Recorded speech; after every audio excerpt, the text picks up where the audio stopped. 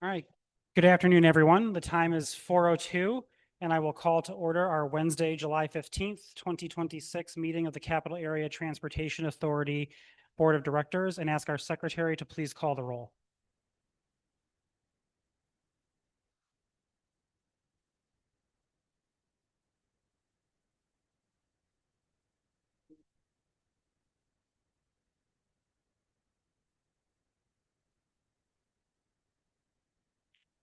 Here. Here. Thanks, Steve. All right, with a quorum present, we will proceed with our meeting. The first item on our agenda is public comments on agenda items. This is the time we set aside during each of our meeting to take comments from the public on items on this evening's agenda. We ask that you please consider filling out a blue card to assist our secretary and that you limit your comments to 3 minutes. We will have a timer to assist you with that. Under normal circumstances, I would say I'd call folks in the order in which I'd had blue cards submitted in advance, but I have no blue cards submitted in advance. So let me just ask the room, is there anyone who wishes to offer public comment at this first opportunity on agenda items? All right, seeing none, then we'll move to chair's comments. Other than welcoming you all to the meeting this afternoon, I have only one item of business, and that is to note that CATA adopted policy requires us to appoint a nominating committee composed of 3 board members for the purpose of nominating officers for the upcoming year and requires that we do that in July. The chair is to make a recommendation approved by the board for that committee. So I have asked Derek to chair a nominating committee composed of himself, Steve, and Kelly. And if there are no objections from the board, I would ask for a motion to approve that nominating committee. Moved by Phil. Seconded by Ed. Any discussion? All those in favor, please indicate by saying aye. Any opposed, say nay. That motion carries. Thank you to Derek, Steve, and Kelly and Mustencha for your willingness to serve in this capacity. It's appreciated. With that, let's turn it over to Brad for his Chief Executive Officer's report. Brad? Thank you, Mr. Chairman. Hello, board members. Before I begin my report, I would like to acknowledge Mr. Mike Beach. Mike, longtime driver, in fact, 1992, April 93. Number 2 seniority. Okay. Has been duly elected as the president of the local ATU 1039. Welcome, Mr. President. We look forward to working with you. We're off to a great start, many meetings, and so welcome and congratulations. Number 2, the community report cards have been issued. You should have a copy of the physical document in front of you. We're very pleased with this year, as we are every year. It certainly is gone to the next level with some of the interviews and testimonials we have and partnerships we have. I'm very pleased with this. I think you will enjoy it. Please take the time to read it. You will have constituents and colleagues from your area tell you about it, and it will be neat for you to share this with them as well. If you need more copies, let me know. Number 3, Uber, TNCs. And I'm not doing this right now because Mark Grebner's not here. I called him earlier. I said after 10 years of prodding us to have a relationship with the TNCs, Uber actually has a transit pilot grant. We applied and we have been awarded a $50,000 grant to try Uber as a gap filling measure.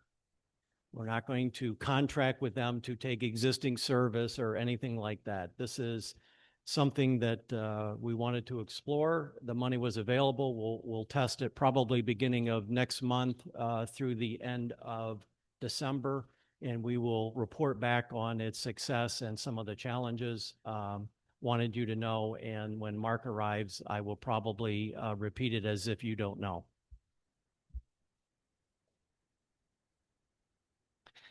On a sad note, one of our longtime drivers, Joe Nozel, longtime part-timer, just soul of the earth guy. Mike, we've talked. One of the good guys passed away suddenly, 71 years old last week.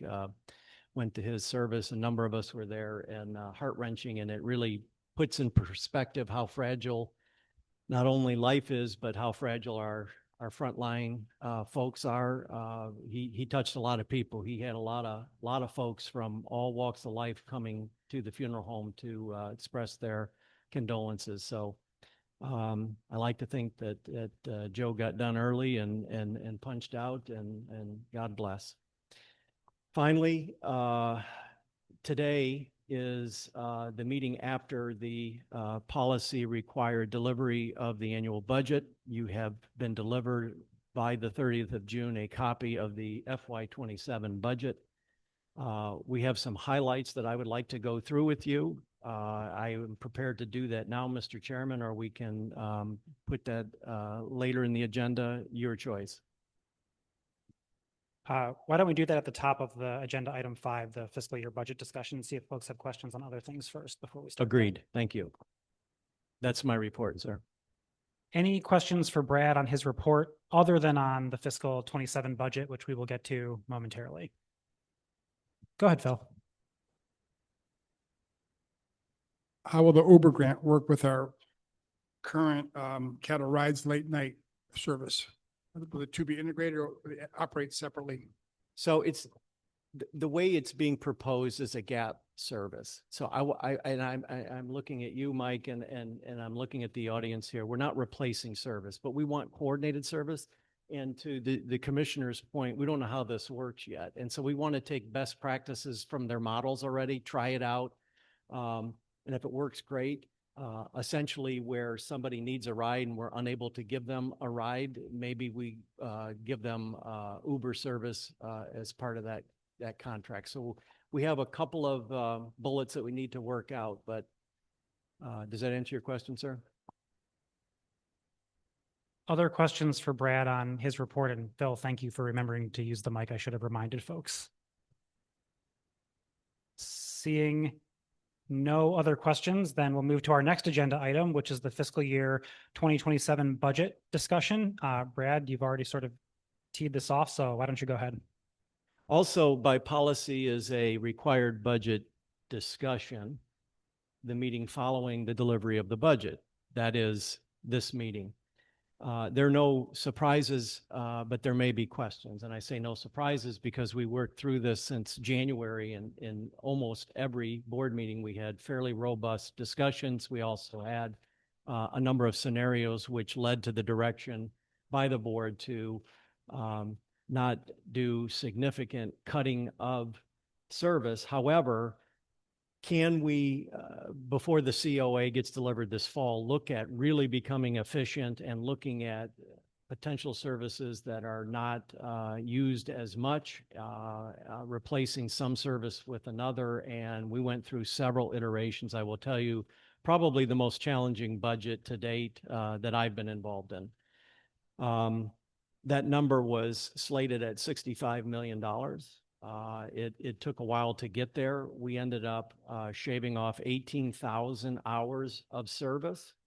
I've asked Andrew in a moment to take the podium and walk you through, which you have already received a written copy of, the service changes that are proposed for August 24th.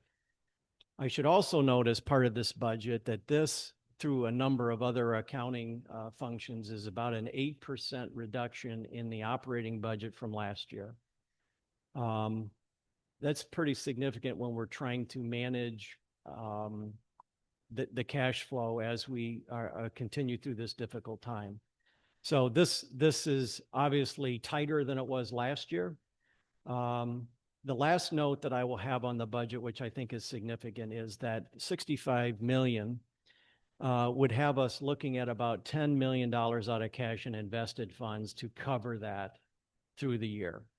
As a reminder, this current budget year, we're dipping into about 12 million. And that's before the gas prices went up. We've said this needs to kind of pause and wait to see what the state budget does and what the federal transportation reauthorization budget does. Well, we have news on the state budget. It stayed pretty stagnant. Surprisingly, the LBO, which we keep referencing, went up about $32 million, $33 million. And quickly, the math means about a 1% increase on both our urban, rural, which is about a $1.5 million revenue increase. Or you can apply that to the $10 million that we'll need to take out of cash and invested funds. So we're at 8.5, which is where I wanted to be going into this year, to show significant reduction in expenses and managing the operation going into yet another tough year, hoping that the reauthorization would come through. There are agencies, as I said, throughout the U.S. who are going through significant cuts right now, damaging cuts. So that is the summary of the budget. If I could, the meat of it is Andrew and the service cuts of those 18,000 hours. Trust me, you would like Andrew describing these. Thank you, sir. Thank you, Brad.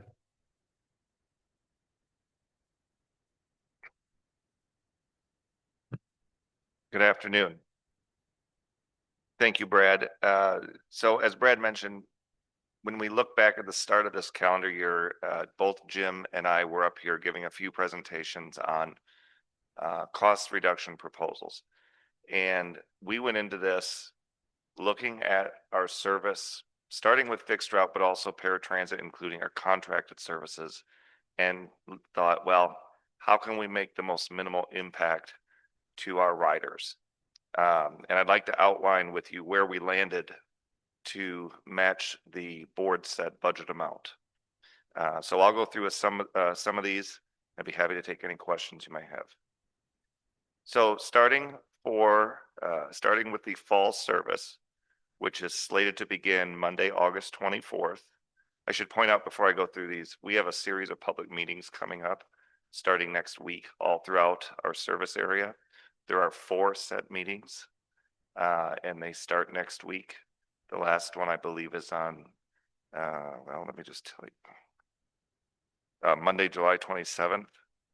So those meetings will be in Meridian Township, City of Mason, City of East Lansing, and the City of Lansing being the last one. So the proposed changes, starting with Route 1, we are looking to reduce weekday service. Currently, during the afternoon and early evening hours, Monday through Saturday, the buses has a peak frequency of every 12 minutes, and it will be reduced to every 15 minutes, so a 3-minute reduction. That will save approximately 8 hours per day, or approximately 2,500 hours for the year. Brad had mentioned the late night service. This service operates late in the evening until almost 3 in the morning. It's Thursday, Friday, and Saturday nights. That is being proposed to be eliminated, and subsequently helped out with the Uber grant that Brad mentioned. Route 9 currently, when it leaves the CTC, it goes north up to LCC and then back south on Capitol to Kalamazoo. We are proposing to eliminate that loop, and the bus would depart the transit center and just make a left onto Kalamazoo, heading out to Martin Luther King Jr. Road. That will also save 1 bus Monday through Sunday. Route 18, this is the Capital City Crosstown. There's no change being proposed to the frequency, but we are looking to have it, serve Spartan Village on all inbound and outbound trips. And in so doing, Route 20 will no longer serve Spartan Village. Speaking of Route 20, let's see here. Weekday service on Route 20 will change from every 30 minutes to every 40 minutes throughout the day and into the evening. This is Monday through Friday. Sticking with Route 20, Saturday and Sunday buses will operate every 40 minutes instead of every 45 minutes. So we see a reduction of frequency by 10 minutes Monday through Friday, and then better frequency on the weekends, Saturday and Sunday, 40 minutes instead of every 45. Buses will remain on Harrison Road and no longer serve Spartan Village on all inbound and outbound trips. Our limiteds, Route 46, which serves Mason, and Route 48, which serves Williamston, Weberville. We are proposing that those be eliminated entirely. Instead, the existing connectors operated by Transdev will add a trip in the morning and add a trip in the afternoon. So thus, those areas will not lose service. They will just have it be served by a small bus with an additional trip in the morning, an additional trip in the afternoon. So that's for both 46 serving Mason and 48 serving Williamston, Weberville. By eliminating the fixed route buses on those two limited routes, it saves about 2,000 hours. We are also looking at some changes to our rural service. The Monday through Friday Williamston Weberville connector will be expanded, as I mentioned, to incorporate the service no longer provided by our fixed route 46 or 48. But Saturday service will be eliminated on the Williamston Weberville connector and instead be replaced with CATA rural service. So there will not be a dedicated connector route serving Williamston or Weberville. In Mason, we are looking to discontinue the Mason Ready Ride. So currently, Monday through Saturday, we have a dedicated bus within the city limits of Mason. It acts as a general public demand response bus operated by Transdev. We are proposing that it be eliminated and that service be made up with CATA rural service buses. CATA rural service, as I mentioned, we would add the city of Mason to the service area, incorporating the former Mason Ready Ride zone. Saturday service will be added because right now the city of Mason has Ready Ride service on Saturdays, but CRS does not operate on Saturday. We have found enough savings elsewhere in the out-county service to supplement CRS and make it operate on Saturdays as well.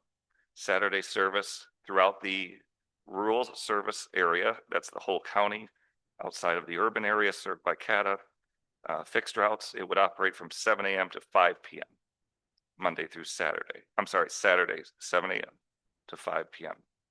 Sticking with CATA rural service, we are looking to offer same-day trips and a scheduling window of 4 hours. So if you would like to take a ride on CATA rural service right now, we ask that you book the day before. And with this change, we would open up to same-day bookings. So as some of you may know, CATA rural service has a distance-based fare. So the way it works is it's a general public demand response service. If your trip is up to 10 miles, your fare would be $2.25. If your trip is over 10 miles on CATA rural service, the current fare is $3.25. With these changes, we are proposing and look to bring back to you for consideration a fare reduction of a flat $2.25 regardless of how many miles are being traveled. So the idea is to expand accessibility to CRS and essentially get rid of the higher fare. And as I mentioned, per board policy, provided our public meetings go well and we see support for this, I suspect you will be seeing an action item or at least some more discussion on that proposed fare change. So that is all I have for all the changes. Hopefully they come across as somewhat minimal. We certainly think that to be the case, but I'd be happy to answer any questions you may have. Thank you, Andrew. Before I open it up to questions from the board, Brad, any additional comments that you wanted to make? All right. Then board members, questions on the budget generally or on Andrew's presentation on service modifications in particular? Steve, let's start with you. Andrew, can you refresh my memory as to how a person, what a typical rural service ride would look like? It's, from the booking and then is it operating like a ready ride just over a longer distance?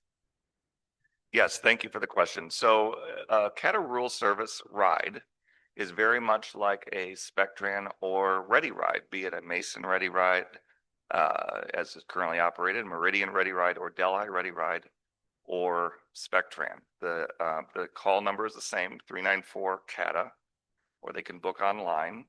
But with CRS, we heavily emphasize transfer locations. So for instance, if someone wants to book a ride from Stockbridge and come into let's say, South Pennsylvania Meyer, we would have that bus drop them off most likely at the Mason Meyer, and they would hop on a Mason connector bus.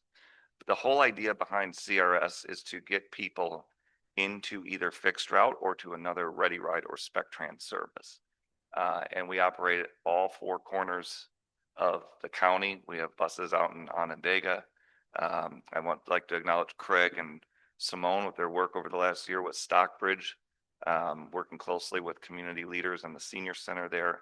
A lot of folks now down in Stockbridge relying on a CATA bus. And Transdev, I would argue, does a very good job at spacing out the buses so that even if you live in the far hinterlands of the county, you don't have to wait very long for a bus. Thanks, Andrew. Other questions regarding the budget for Andrew or Brad? Or comments? Phil, go ahead.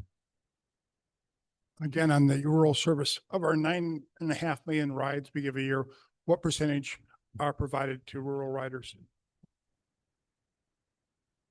So when we look at paratransit or small bus service as a whole, over 300,000 trips are given on small bus, and the bulk of those are on SpecTran throughout the whole CATA service area.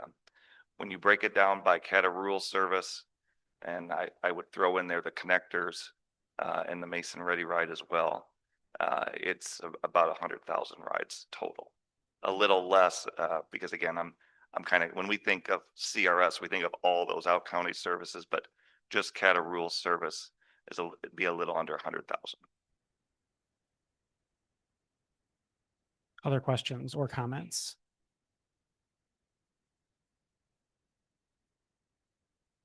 Go ahead, Steve. Yep.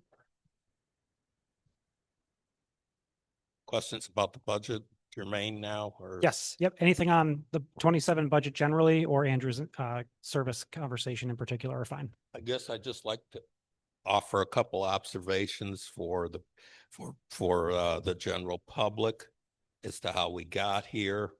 I'm looking at the budget and basically we've lost between 2025 and our proposed 2027 budget over $14 million of federal funds. So that's really the sole reason we have the deficit that we have. If you put that money back in there, we would be fine. I have a question about the connected microtransit. That's showing a significant drop between the 26 budget and the proposed 27 budget of $900,000. Is there, what is that what is that net effect of that to the public, to the rider? Sure. Thank you for the question. And I'm going to be looking at Dustin over here. Effectively, the grant ends. And so the service will end unless it is picked up and seen as successful. We were able to extend it into the next year.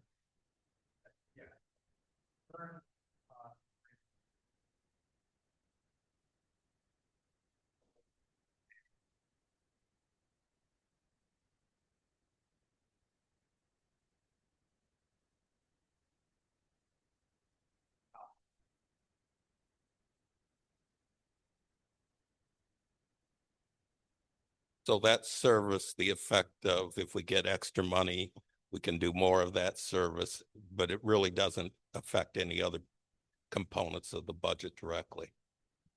Okay, is that? That's correct, sir. It is- operates as long as it's grant funded. We're trying to extend it. Okay. No grant, it comes back. All right. It's not affecting other services. If I was looking for ride and connected transit, is that what we call rides? Yes. Okay, that's helpful.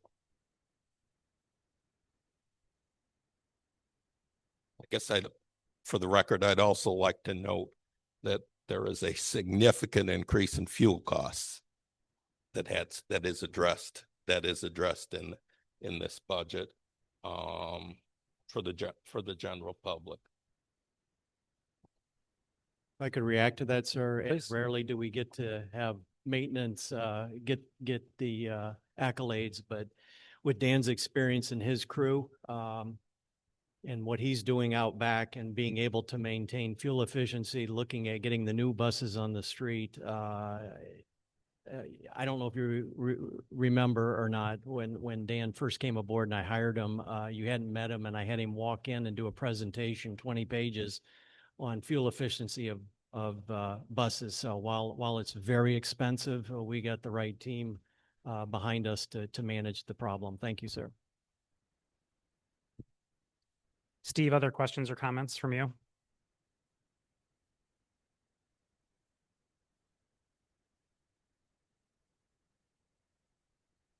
Just an observation. This looks like an awful lean budget. And I did have one question about in the 5-year plan.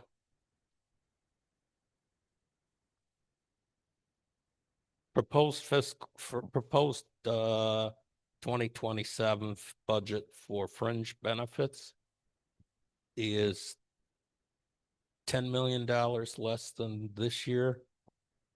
And then it jumps back up.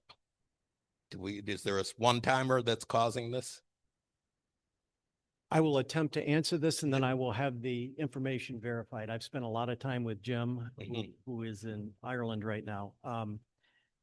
The projection of what they call both the OPEB, which is the medical benefits for retirements, as a liability, is very difficult to actuate year to year, and it has wild swings. I believe that is the swing you're seeing in the balance sheet, sir. Thanks, Brad and Steve. Other questions or comments on the fiscal 27 budget discussion? Go ahead, Phil. It is a lean budget, but I commend what you brought before us. There are cuts in service, but they seem to be very carefully managed and targeted to impact as few passengers as possible. As Steve pointed out with fuel, you're looking at more than $1 million than we spent in 2025 on fuel. So in addition to having to cope with the $14 million federal cut, we now have $1 million more a year in fuel costs. Overall, I'm impressed with the budget you brought forward, and I think it's one that if community members ask us about us, we can explain it, why the services have been cut, and also talk about the fact that 99% of our services remain untouched. Thanks, Phil. Other questions or comments on the fiscal 27 budget? Go ahead, Mark. Can you remember to use the mic? Thanks. Are we discussing this, or we're just talking about the budget in general? I mean, I'm sorry, I only got here That's all 45 right. seconds ago. The budget in general. Okay, but so not this. These specific. Yes. So Brad did a brief summary related to the budget. Andrew did a brief summary related to the proposed service cuts, and we're discussing both now. So either comments on either are fine. I've only seen this again about a minute and a half ago now. I'm somewhat surprised to see that 18 would serve Spartan Village. I hope it doesn't mean we're really going to serve the 12 stops that are like just populated by trees and abandoned buildings. We're going to serve those. I got that. Okay. I guess it's okay. I'm gonna film a documentary there. I just know it. Okay. Anyway, in general, it's obvious that many of the services we've been providing, like the line haul to Mason and Williamston, after COVID, if they ever made sense, they've stopped making sense. So this is pretty reasonable. I think that it'll be sad to give up on Mason Dial Ride, but if we have to do it, we have to do it. We'll probably end up finding that we come up with some additional service there beyond just bare CATA rural service. But anyway, it all seems pretty reasonable, except I hope somebody builds something in Spartan Village that we can serve, because otherwise it's going to be pretty silly service, even just on the Route 18. Thank you.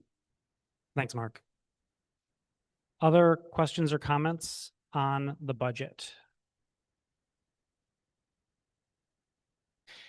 So I'll make one brief comment and then just to clarify the procedure for folks, just a comment of appreciation to staff and the board. I appreciate the conversations the board had earlier this year, helping set a policy direction on this budget, but in many respects, while that wasn't a fun discussion, it's the much easier part of it than giving staff the direction to make it work within those parameters and directions. And I think while I know this was not an easy budget or a fun budget to do, I think that staff did an excellent job being responsive to the direction given by the board to take seriously the financial pressures that we face now while minimizing disruption to service. So to Brad and Andrew and Jim and everyone on the staff who helped contributed towards the preparation of this document for this year and the plan for what it may portend for the future, thanks for all that work. So procedurally, our policy requires that we have this discussion. We are not acting on the budget this evening. As Andrew already mentioned, there'll be a series of public meetings coming forward related to service changes, and then the budget will be brought back before the board for its final approval. Anything else to conclude the budget discussion from you, Brad? All right. Last call for board member questions or comments. Go ahead, Phil. If we have the details, can we announce the locations and the dates for each of the public meetings? Absolutely. In fact, I think Randy can send those out to board members. Do you want to read those off, Andrew? Thank you for stepping up. As a reminder, these are public meetings, but we also have a public hearing where the budget is actually approved by you later. So this is the beginning of the discussion. Andrew and I have been invited to the Committee of the Whole at the City of Lansing in August for a discussion. So this is the beginning of the discussion. Andrew? Thank you. My apologies. I should have read off those dates.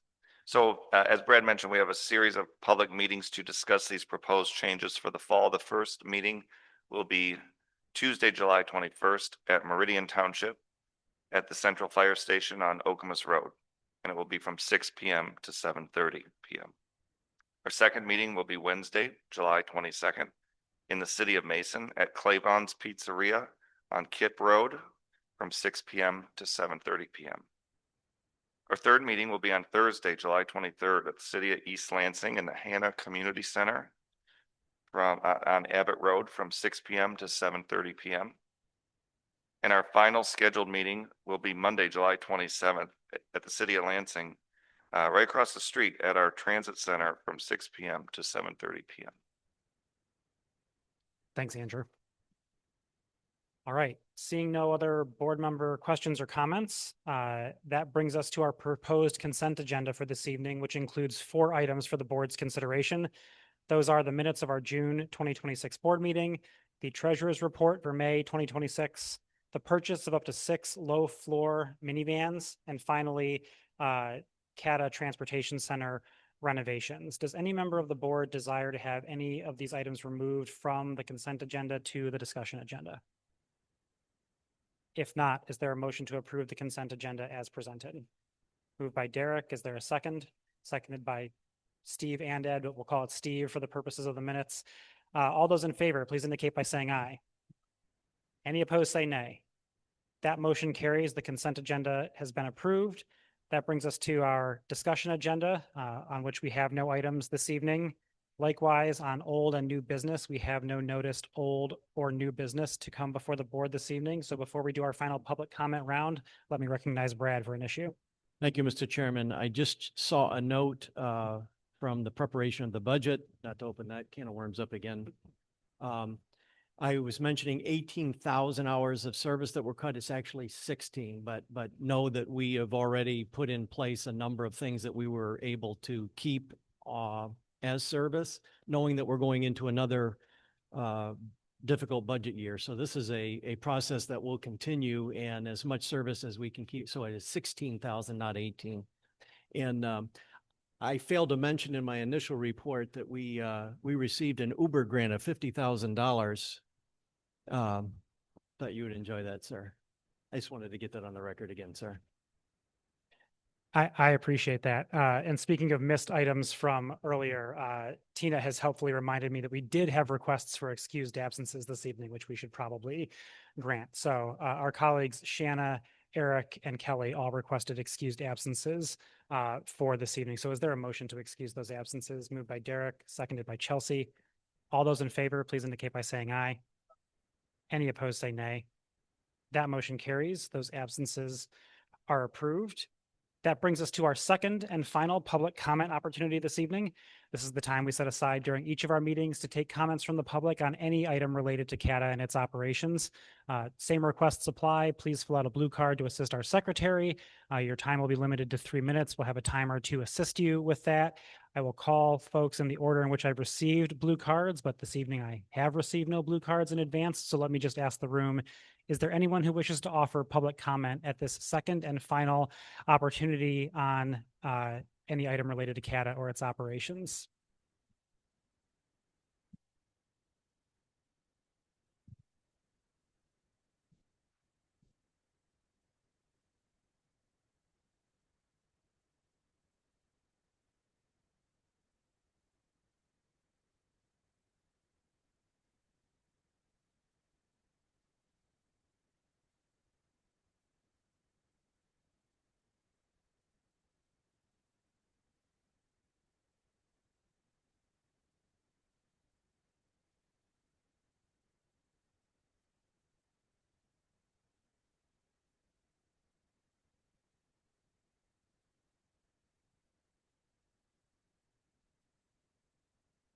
Just to see where the bus goes. So I just want to commend CATA on that. I think that's amazing.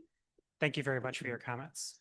Is there, before I recognize Commissioner Grebner, is there anyone else from the public who wishes to offer public comment at this second and final opportunity? If not, Mark, the floor is yours. Sorry, I missed all the fun earlier, but, I haven't heard any of the details. I don't know if the details are available yet anyway, but I have my typical vague overarching, kind of irrelevant, comments to make about just working with the TNCs in Uber. The main thing I would say is CATA is going to be captured by the idea that what we're trying to do is do exactly what we've always done, but slightly more efficiently, and take advantage of this opportunity to maybe substitute one service for another. And I don't think we can completely fight that, but really things are becoming possible which were not possible before, and people's lives are being lived in ways that they didn't live before. And CATA should take this as a learning experience and a chance to find out what is possible, what other agencies are doing, what agencies are considering, how the law could be changed, how people's needs are changing. We shouldn't just think about, substituting a little bit of TNC service for some line haul service that we shave back. We ought to be thinking about deeper questions like, what is CATA's role in organizing transit other than automobile transit, travel? I mean, we ought to be thinking, there's nobody to do that today. There's nobody to define, for example, pickup points and availability of privately owned services. There's nobody who's organizing it and creating institutions. And this sounds very vague. It's too vague to make any sense to anybody. But nobody is doing that today. And CATA is in a position, because we have money and we're central, and because we have legal authority, that we can begin to make available to people all of the things which are going to become possible. Partly that's just rides from TNCs, but very quickly we're going to get into driverless vehicles, and the TNCs are going to move to driverless vehicles. We're not taking that up yet. We're not offering it yet, but that's not very far away. CATA has always probably been faster moving than a typical transit agency, and it's still roughly like comparing tortoises to snails. And so I hope the tortoise doesn't get too angry that I'm driving it forward and kind of hoping to move forward to, I don't know, some moderately slow animal there. But I just think that every year we delay these changes and every year we continue providing service that, made sense 20 years ago. Those are millions of dollars that we've been entrusted with that are really being wasted. And I will only roll my eyes. It's not really a major thing, but the idea that we can't quite give up serving an abandoned quarter square mile of MSU's campus. I just have to talk to whoever the planner is who can explain what it is we're going to be serving there, if that's really what the 18 is going to be serving. It's a minor point. The 18 doesn't serve anybody anyway. It doesn't actually have any ridership. So it's no less efficient to provide service to Spartan Village than it is to provide service on the rest of the route. It just hasn't really worked as a route so far.